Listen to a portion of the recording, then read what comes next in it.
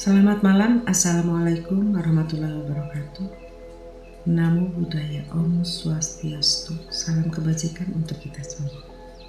Teman-teman, coba jawab jujur ya. Pernah nggak kamu mengalami rencana udah disusun rapi, tapi gagal? Hubungan tiba-tiba berantakan. Kalau kamu pernah ngerasain itu, kamu lagi di tempat yang tepat. Karena saya mau duduk sebentar di sini bersama.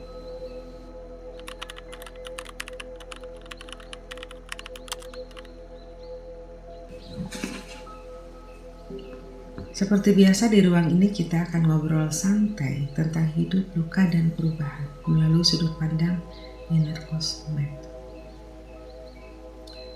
Bukan sekedar motivasi, bukan juga teori yang rumit, tapi cara yang lebih jujur untuk melihat apa yang sebenarnya sedang terjadi di balik pengalaman hidup kita.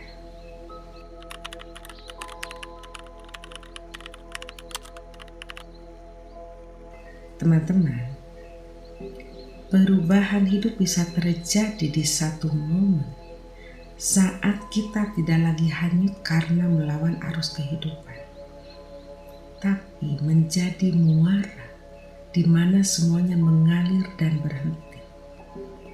Kita menjadi ruang bagi segala cerita dan peristiwa tanpa harus ikut hanyut di dalamnya.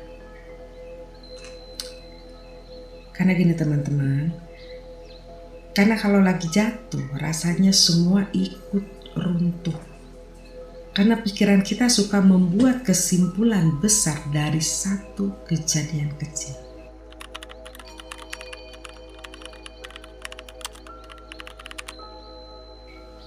Misal contoh, kamu ada 10 hal yang harus dijalani, yang 1 sampai 9 berjalan dengan baik dan lancar, 1 gagal.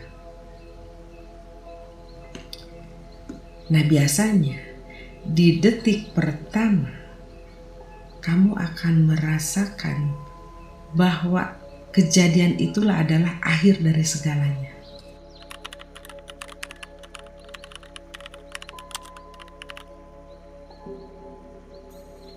Dan menutupi semua hal baik yang pernah kamu miliki sebelumnya. Keterpurukan itu hanya singgah, teman-teman. Masalahnya, banyak orang terlalu lama duduk di situ, sehingga mereka lupa bagaimana caranya berdiri. Padahal keterpurukan itu datang bukan untuk menahan kita, tapi untuk mengingatkan bahwa ada bagian di dalam dirimu yang belum selesai. Keterpurukan itu cuma fase, tapi justru di fase itulah sesuatu yang baru mulai terbuka. Makanya banyak orang menemukan arah hidupnya setelah melewati masa yang paling berat. Banyaknya terjadi seperti itu. Teman-temanku sekalian, saat hidup terasa mudah, kita jarang bertanya pada diri sendiri, kita sibuk, kita lupa. Tapi saat hidup terasa berat, kita diam dan mulai bertanya, aku sebenarnya hidup untuk apa? Apa yang salah denganku? Dan justru dari situ perubahan dimulai.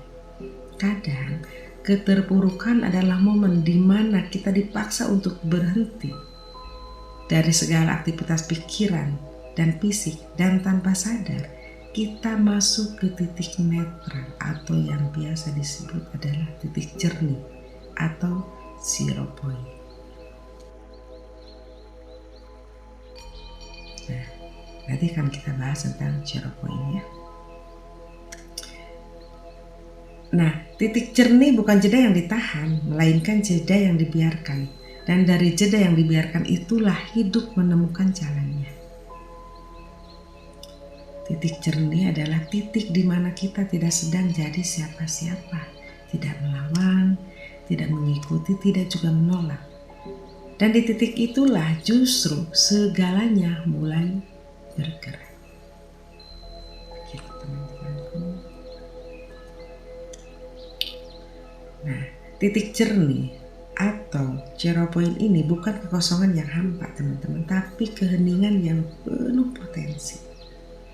Nah, dari titik jernih inilah perubahan mulai bekerja sempurna, bukan dengan suara, bukan dengan usaha keras, tapi dengan berhenti melawan. Saat kita berhenti melawan, alur mulai bergerak, otomatis realitas berubah.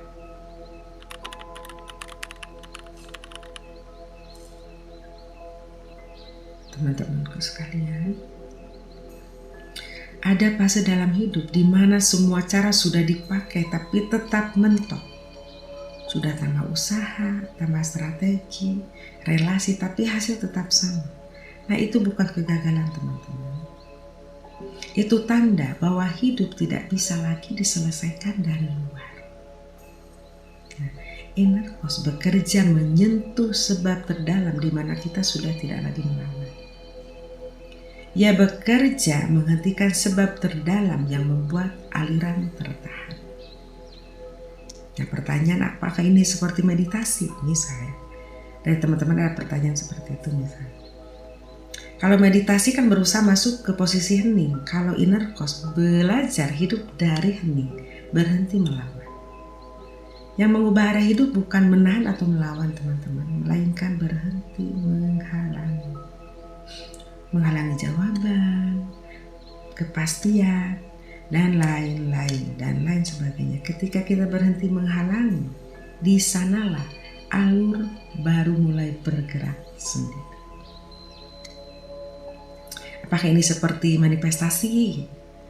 Banyak metode fokus ke hasil teman-teman. Inner cause fokus ke sebab terdalam. Kalau sebabnya masih sama, emosi yang sama, cara bertahan yang sama, hasilnya akan berulang.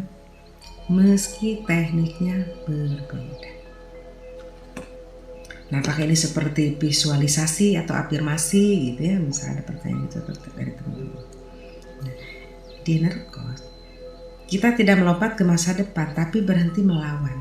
Ketika kita berhenti melawan, yang harus selesai akan selesai dengan sendirinya, tanpa campur tangan. Begitu teman-teman. Nah, seperti uang, kesehatan, atau apapun itu tidak tertahan oleh waktu teman-teman, tapi tertahan oleh sebab di dalam diri kita yang diam-diam masih kamu pertahankan. Inner cause bekerja di sepersekian detik sebelum reaksi. Teman-teman, nanti untuk episode selanjutnya kita akan bahas titik sebelum reaksi yang mengubah segalanya. Dan jika kamu ingin tahu lebih dalam lagi, saya membuka kesempatan untuk kamu untuk bergabung di ruang inner cause. Selamat malam. Assalamualaikum warahmatullahi wabarakatuh.